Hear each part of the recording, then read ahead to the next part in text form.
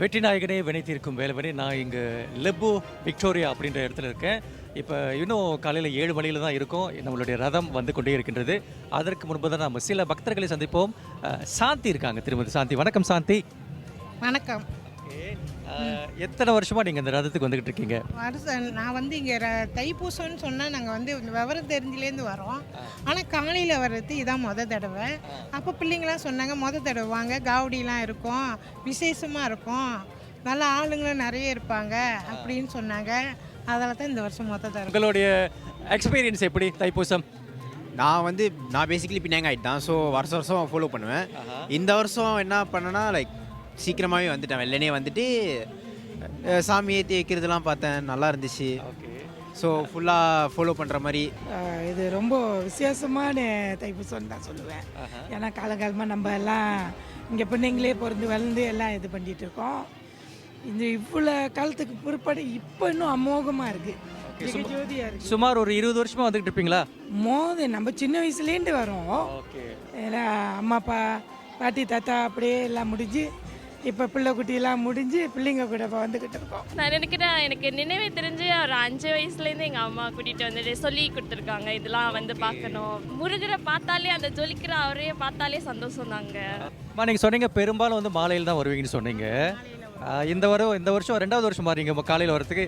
என்ன வித்தியாசத்தை நீங்கள் பார்க்குறீங்க? இந்த மாதிரி நான் பார்த்தது இல்லையே, இவ்வளோ கூட்டங்கள்லாம் வந்து நான் பார்த்ததில்ல. பிள்ளைங்க சொல்லி தான் இப்போ தான் எனக்கு வந்து இவ்வளோ கூட்டமாக இருக்கே, இவ்வளோ விசேஷமாக இருக்கே, இவ்வளோ காவடி இருக்குது, இது மயில் எல்லாம் இருக்குது, வசி மயிலாட்டம் கோலாட்டம் எல்லாம் இருக்கிற வசி இந்த வருஷம் வந்திருக்கேன். சரிங்கம்மா, மிக்க நன்றி. நேர்களே, இன்னொரு முக்கியமான ஒரு விஷயம், இந்த வழி நெடுக்கில் இந்த ரதம் வர வர நிறைய பக்தர்கள் ஆயிரக்கணக்கான தேங்காய்களை உடைச்சிக்கிட்டு இருக்காங்க.